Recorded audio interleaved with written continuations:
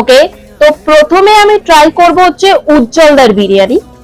তো উজ্জ্বলদার বিরিয়ানি, ও বাবারে। তো একটু আলুটা দেখতে পাচ্ছ, এই বড় সাইজের আলুটাই দেখাই তোমাদের, জাস্ট দেখো ক্লোজ আপে আলুটা কিরকম সফট। ও একটুখানি প্রেসার দিলাম আর জাস্ট ভেঙে গেল। তো চলো এই বিরিয়ানির আলু দিয়ে আগে রাইসটা ট্রাই করে দেখি।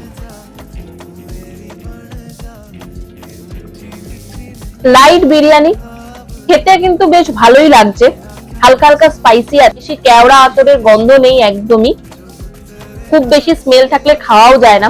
তো মাটনের পিসটা তোমাদের দেখাই, উজ্জ্বলদার বিরিয়ানির মাটনের পিস এই দিকটা নরম তুলতুলে একদম, আর এই দিকটা রয়েছে একটু সলিড পিস, হাড়ও রয়েছে।